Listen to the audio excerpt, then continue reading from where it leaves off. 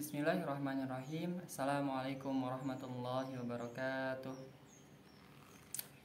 Bismillah, alhamdulillah, wassalatu wassalamu ala rasulillah wa ala alihi wa ashabihi wa man walah, amma ba'du. Halo teman-teman semua, assalamualaikum. Sebelumnya perkenalkan, nama saya Rafif.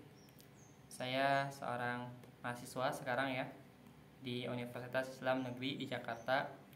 Saya sekarang tinggal di Dersane atau sebutan lainnya, sebutan bagi tempat belajarnya Tholabun Nur, para santri-santri Nur. Alhamdulillah, insya Allah pada kesempatan kali ini kita akan membahas atau berbincang-bincang berkaitan tentang sebuah buku, yaitu buku Risalah An-Nur, di mana buku Risalah An-Nur itu merupakan buku yang ditulis oleh salah satu ulama besar dari Turki, yaitu Ustadz Badiuzaman Said Nursi. Di mana kitab-kitab ini dari Risalah An-Nur itu ada sekitar 130 risalah yang mana terhimpun dalam ke dalam 13 buku. Di mana salah satunya ada namanya Al-Lama'at, Al-Maktubat, dan lain sebagainya. Dan salah satu risalah dari 130 risalah itu ada namanya Risalah Nasihat Spiritual, yaitu mengokohkan akidah, menggairahkan ibadah. Ini bukunya ya. Nah, ini salah satu risalah yang Ustadz Badiuzaman Said Nursi tuliskan dalam kumpulan Risalah Nurnya. Namun sebelum itu, untuk memulai kita membahas buku ini, alangkah baiknya kita berkenalan terlebih dahulu dengan profil daripada Badiuzaman Said Nursi tersebut. Baik, di sini saya akan bacakan profil daripada Badiuzaman Said Nursi, seorang ulama Turki yang terkenal sampai saat ini. Mungkin teman-teman sudah pernah membaca kitab yang buku novel ya, novel yang ditulis oleh Kang Abik atau Ustadz Habibur Rahman Al-Shirazi yang judulnya itu Api Tauhid. Nah, di Api Tauhid tersebut, di novel tersebut diceritakan berkaitan tentang sejarah daripada Ustadz Badiuzaman itu, Said Nursi. Nah, mungkin teman-teman yang udah pernah membaca pasti sedikit tahu ya siapa Badiuzaman Said Nursi itu. Baik, profil Badiuzaman Said Nursi. Badiuzaman Said Nursi lahir pada tahun 1877 Masehi di Turki Timur. Beliau berasal dari keluarga yang sangat sederhana. Allah Subhanahu wa taala menganugerahkan kepadanya daya hafal dan intelektual yang luar biasa. Pada usia 14 tahun, beliau sudah menguasai bahkan menghafal di luar kepala buku-buku yang terkait dengan kajian keislaman seperti ilmu tafsir, hadis, ilmu kalam, dan lainnya.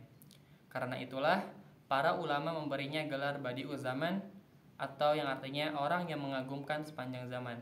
Nah, di sini Ustadz Badiuzaman Said Nursi itu menghafal buku-buku tersebut ya. Sekitar 80 kitab rujukan beliau hafal di luar kepala.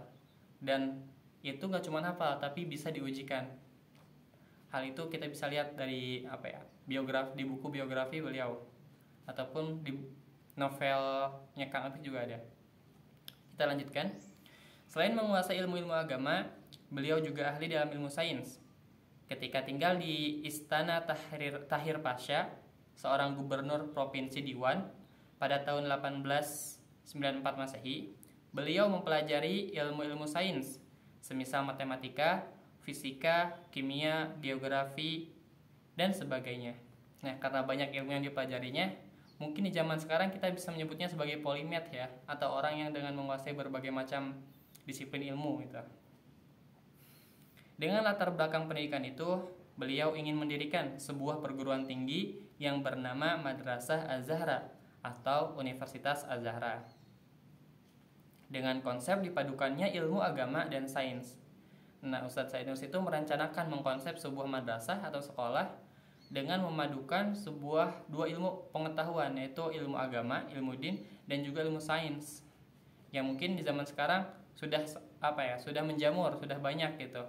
Sekolah-sekolah ataupun universitas yang menggabungkan dua keilmuan ini, dua keilmuan, yaitu ilmu sains dan juga keislaman. Di mana di tahun di abad 19 atau di abad awal-awal 20 itu masih jarang sekolah-sekolah itu yang menggabungkan dua keilmuan ini.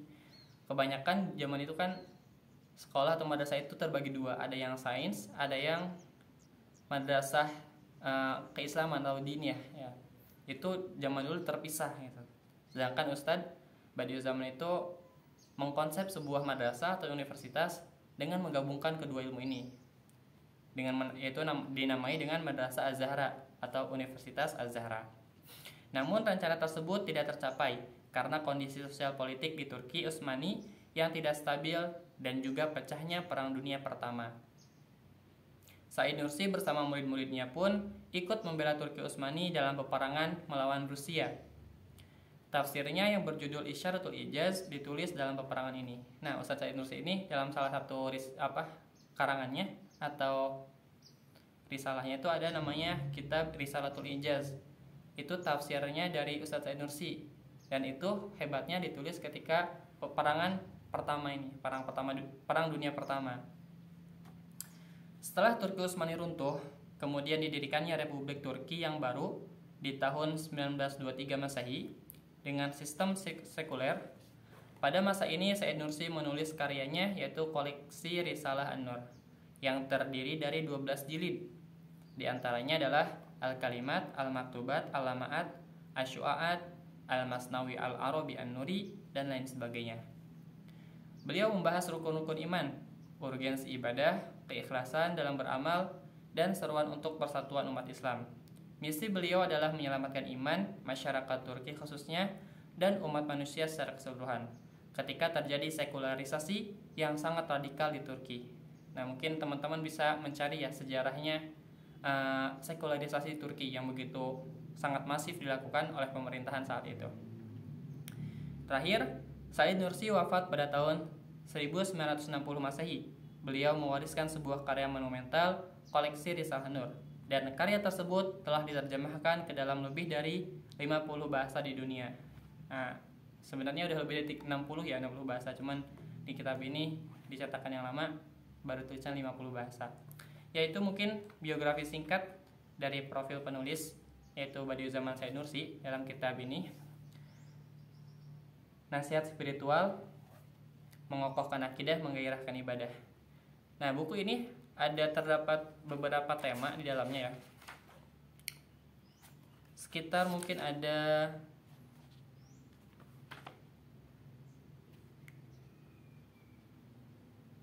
12 tema pembahasan. Mungkin kita akan bahas di pertemuan selanjutnya. Mungkin itu dulu untuk pertemuan kita pertama kali ini. Salam kenal mungkin dengan saya Rafif Rabbani, bisa dipanggil dengan Rafif. Sampai berjumpa lagi di pertemuan kita selanjutnya. Assalamualaikum warahmatullahi wabarakatuh.